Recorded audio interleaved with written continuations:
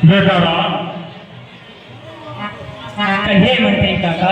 तुम सोच रहे होगे कि मंत्री सुमंत तुम्हें कहाँ लिए जा रहे हैं। तो पुत्र, मैं तुम्हें बता रहा हूँ कि तुम्हारी मछली माता कैकेयी ने तुम्हें बुलाया है, इसलिए मैं तुम्हें महलों की तरफ ले चल रहा हूँ। चलो बेटा राम। जैसी आज्ञा काका। माँ की प्रगति है चढ़ी, मानो शिकार जिस जगह पड़ा है वही शिकारनी खड़ी हुई। आदर्श पुत्र ने धूल पिताजी के जाकर रज उनके चरणों की ली।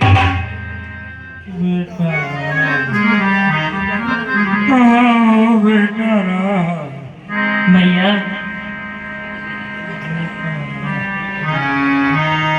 कहिए पुत्र। मैया क्या हुआ मैया? मुझे ऐसा प्रतीत होता है कि यहाँ कोई अनहोनी हो गई है मैया। पिताजी जो हैं इस प्रकार से क्यों परेशान है मैया? पिताश्री, हे पिताश्री बतलाओ तो क्यों तुमको मुरझा आई है तू? क्या किसी रोग ने घेरा है या कोई विपदा आई है?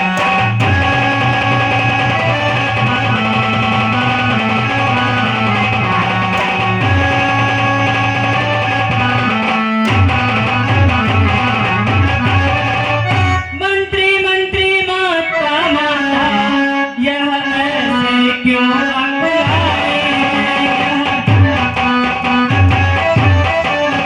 क्या मुझसे कुछ अपराध हुआ जो मेरे पिता निसारे?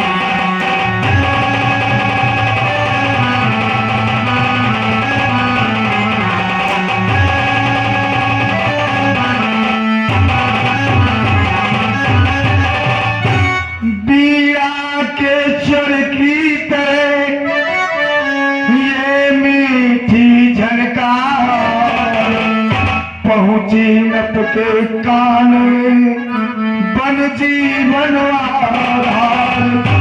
कुछ आया चेत खुली आंखें, फिर एक सांस मुख से निकला।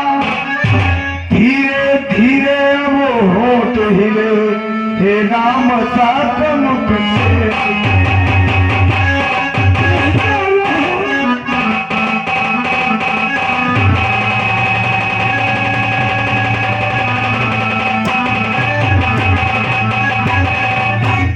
कैकेयी ने तब कहा, राम इधर दो ध्यान, मैं जो कहती हूँ से सुनो लगा कर कान।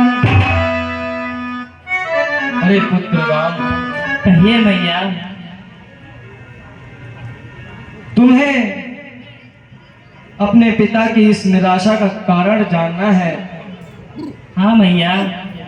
असल में मैंने तुम्हें इसीलिए यहाँ पर बुलाया है बेटा राम।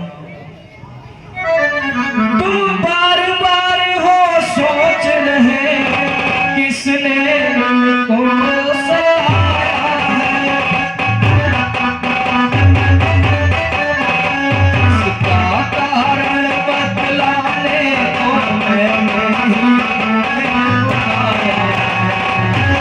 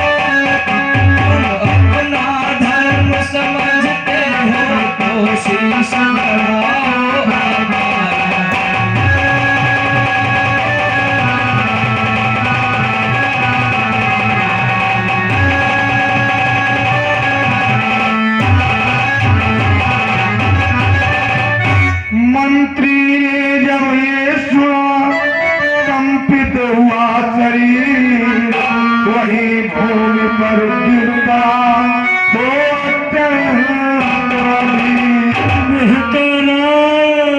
मन ही मन मुस्कुरा पड़े, राम सच्चिदानंद हाथ जोड़ कर मात से बोले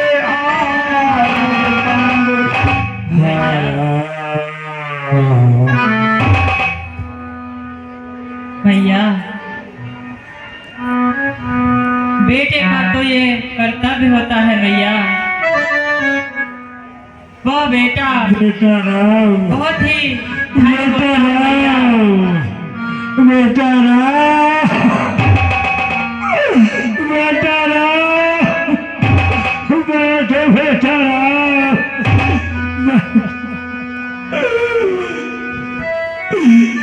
मैं तुम्हारा अपराधी हूँ बेटा। बल धरोहर रखे थे, अब सर पे आकर दे दिया। पहला भरत को लाज हो, बनवास तुमको दे दिया। सोचा बेचारा न झरा, संकट ये तुम पर ढा दिया।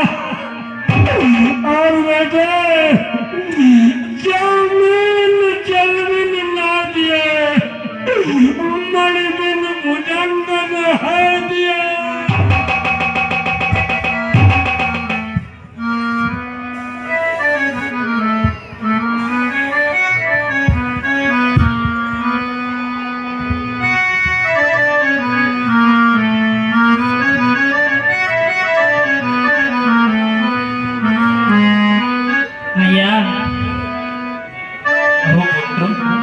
अगर आप यही चाहते हैं भैया, तो आपने मुझसे कहा होता, अपने राम से कहा होता भैया, तो शायद आज ये जो पिताजी की अवस्था है ये नहीं होती भैया। भैया, बेटे का तो कर्तव्य होता है भैया। वह बेटा बहुत ही धन्य है भैया, जो अपने माता पिता की आज्ञा का पालन करता है भैया।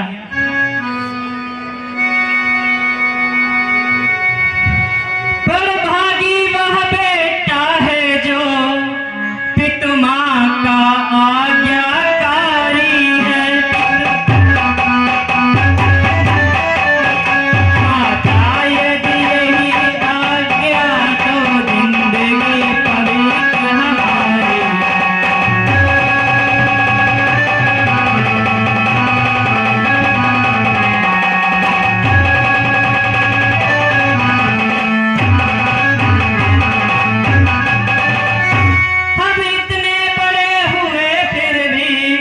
अफसोस सदा ही रहा हमें, अफसोस।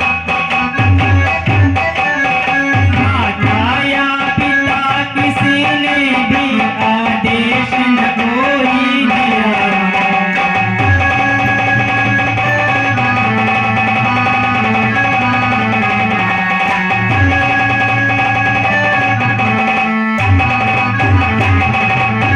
और भैया, निश्चय है आज यह सर्वसे आज्ञा हमको देती है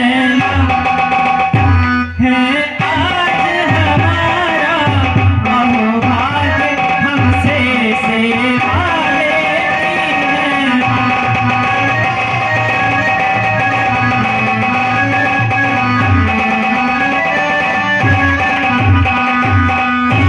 भैया, हम तो स्वयं विचार करते थे भैया कि कुछ जीवन अपना दुखी जनों में दे दें भैया, ताकि हमें सभी का दुख का अनुभव हो सके भैया। हम स्वयं विचारा करते थे, थोड़ा सा समय बनो को तब जानेंगे हम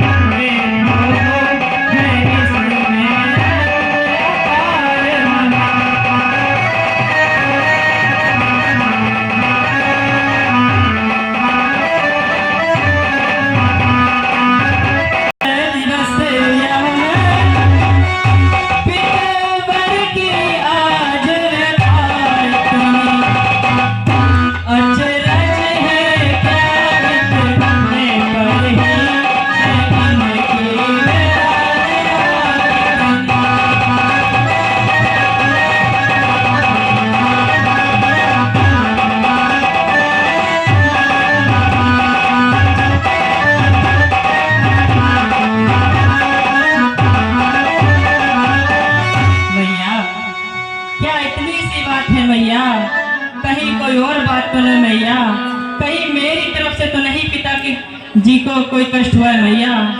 संभव है बात और भी हो, जिसका हाथ करारा, मालूम हमें होता है कोई अपराध हमारा।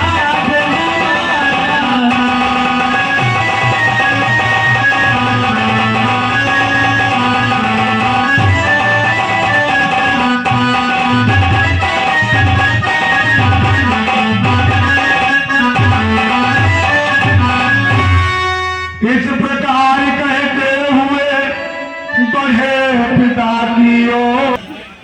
तुम्हारा यहाँ रहना इनके लिए एक एक क्षण वो ही दुखदाई है। अर्थात मैं तुमसे इतना ही कहूंगी कि विलंब ना करते हुए अति शीघ्र वनों के लिए प्रस्थान करो। ऐसी बात है मैया।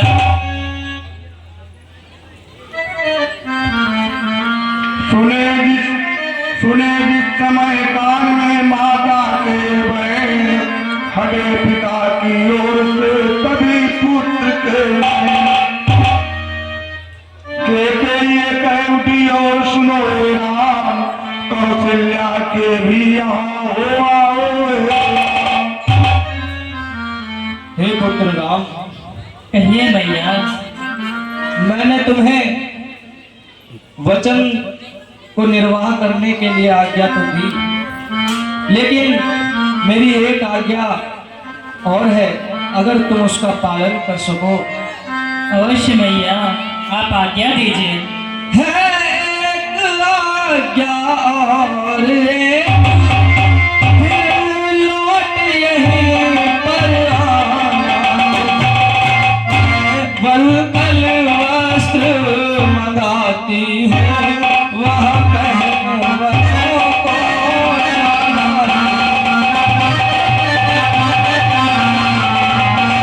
अरे भाग्या भाई बैठ जाओ।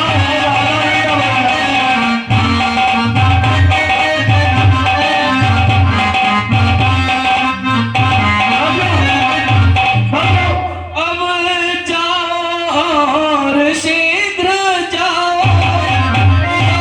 समय न देख मिलन है।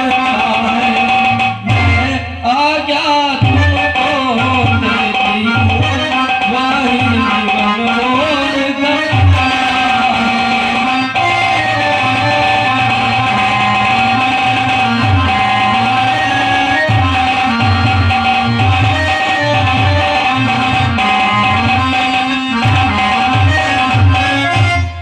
इतने में अब देश के मुख से निकला राम, मंत्री ने उठकर तभी उनको किया प्रणाम।